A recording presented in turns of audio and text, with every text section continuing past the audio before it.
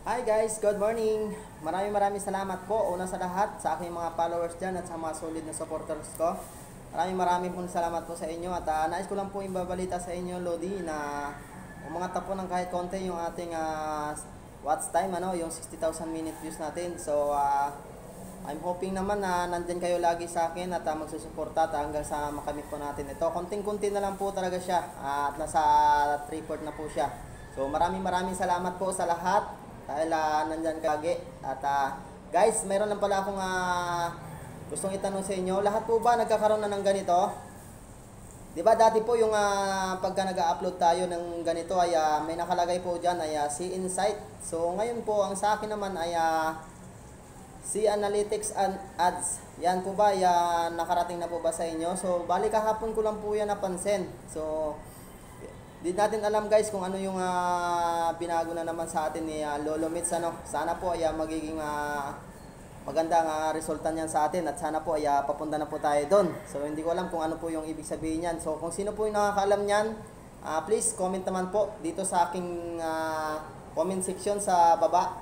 Maraming salamat po sa mga nakasagot at sa mga kapwa ko content creator po ng mga maliliit kagaya ko. Sipagan na po natin mag-upload at gumawa ng mga organic na mga video. Tapos yung mga magandang content. So sa akin kasi mga Lodi ay hindi tayo makakapagawa ng content na mga maganda. So yun lang muna hanggang sa ngayon ay nandito pa rin tayo sa ating trabaho at bihira lang tayo makakapaglabas. Kaya maraming salamat po sa inyong lahat.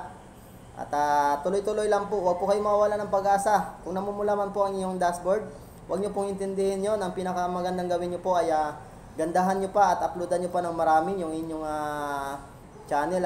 Kasi mas marami, mas masaya. Kasi mapapansin si Lolo M. May makikita siya na consistent pa rin ang inyong pag-upload. So yun lang po. Maraming salamat po.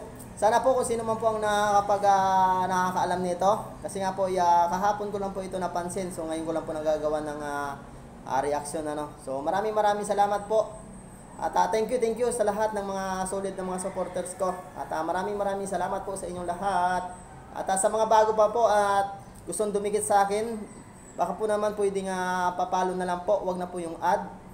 Kasi po ay puno na po yung aking ad list. Kaya hindi ko na po kayo ma-accept. So maraming salamat po. Bye-bye.